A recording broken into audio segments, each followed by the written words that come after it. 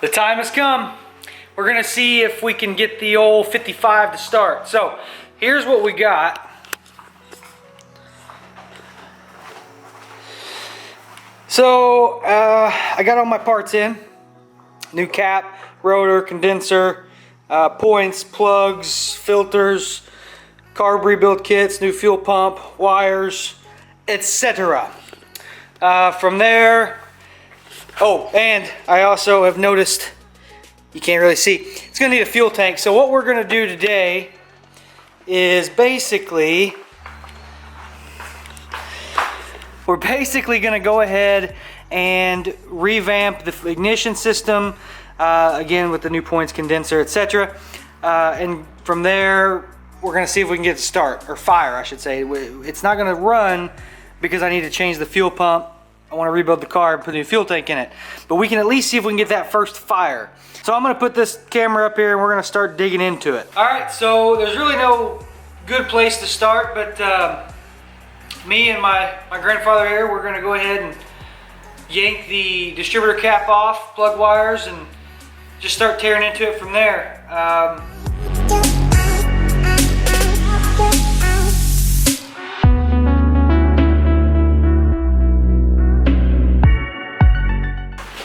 All right, so the inside of the cap actually looks pretty good, but every one of the plug wires kind of broke. And then the rotor that was in it, I don't know how old that is, but it's definitely not as good as the cap. So yeah, the points and the condenser look pretty old. I would take this up in here, but it's not easy to do, so you gotta watch from there. So we're gonna yank that out, start putting them back together.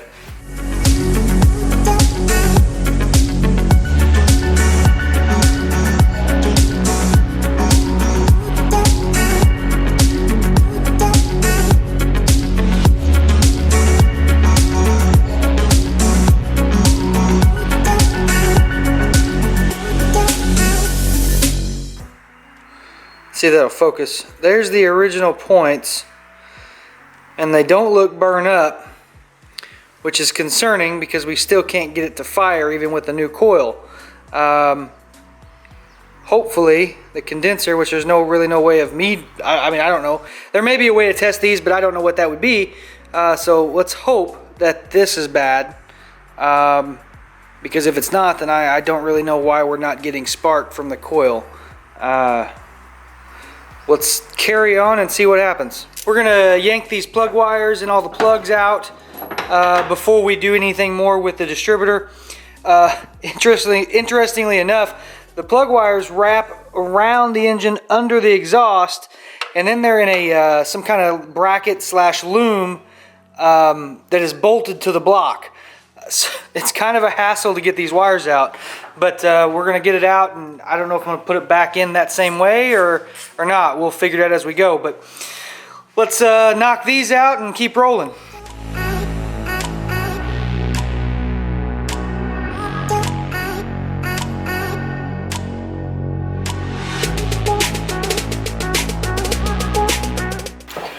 That was a headache. Not only was there one bracket, there were two. Both of them bolt to the block and then wrap around under the header.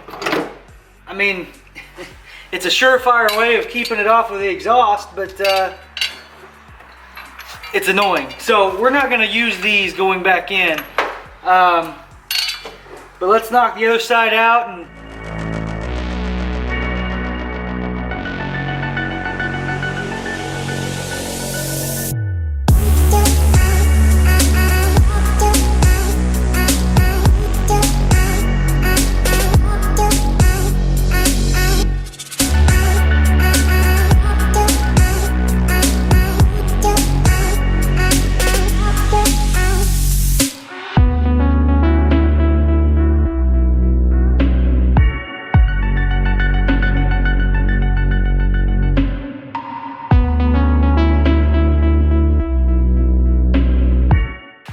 so it is quite a few days after the last clips that you just saw. Actually, it's probably been like a month or two. As I went in to edit the video that I was going to make, I realized almost all the footage was gone, except for what you just saw. So you ended around the time we were taking the spark plugs out. Well, we got the new ones put in, new wires, new cap, new rotor, new condenser, new points. The big issue that we ran across was the main reason we weren't getting any spark, and this is mainly my issue because I had no idea. These cars are a positive ground system, so they're the polarity is reversed. Basically, in a normal car today, you would have the black cable, the negative cable on the negative post of the battery, and the red or positive cable on the positive post. However, on a negative ground, it is completely reversed. So once we realized that, we hooked it up properly, got it all wired back up, and tried to fire. It did fire. We poured some gasoline down the throat of the carburetor. It did fire. It ran for a minute. So at that point, we decided, all right, let's go ahead and revamp the fuel system. So we pulled the carb off. I rebuilt the carburetor. It was absolutely filthy. Every passage in that thing was just full of gunk, dirt, whatever it was. It was full. The jets were all clogged.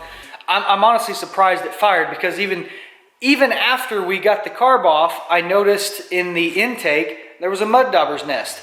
So at that point, I went ahead and pulled the intake off, got it all cleaned out, new intake gaskets. I pulled the valve covers off because I was already that far in. May as well go ahead and see what they look like under there. Replaced the valve cover gaskets. They were 100 years old. They came off in pieces. I've never seen any that bad, but so we replaced those. The valve train all looked pretty good. It definitely looked like there was some age there, but it was all solid and good condition. So new gaskets, threw it all back together, and right now, what this video was gonna be was finishing the fuel system with the new gas tank, new sending unit, and getting it to run. I think it will. Actually, I know it will. I'm very excited to do that. We'll take it down the road, make sure it's all running and driving, then we'll continue on to the next bits and pieces that need some attention. But let me flip this camera around here. All right, so that's where she sits right now. The carb's been cleaned, intake's back on, new gaskets. We do have to get a new lower radiator hose. Unfortunately, they don't make a molded hose any longer for these cars, but I might be able to find one on eBay. I'm not sure. I haven't done a whole lot of research on that yet. So once we get the gas tank in, which is back here, so there's the gas tank. I already got the new sending unit in. This is the trunk. It's actually really solid, not a speck of rust in it. But it's really cool. There's an access panel in the middle of the trunk that actually lets you get to the sending unit. But we're gonna throw that back in there. We got new tank straps, so that'll be good to go. Look at that original spare. But anyway, we will put the tank in, throw some fuel in there, and fire her up. Can't let it run too long, obviously. The cooling system is not done. It's not ready to go. Like I said, I got to get the hose. Oh yeah, I also have a new fuel pump. I got to put that on. The lines are actually solid. They're not rusted through. There's no holes. We did blow air through them. They're free and clear. The only thing that we may replace on the metal line arena would be the brake lines. I have a new master cylinder to put in. It's not building pressure. The previous owner told me they put new brake hoses in, but the steel lines don't look so hot that run from the front to the back. So I'll probably just completely overhaul the brake system.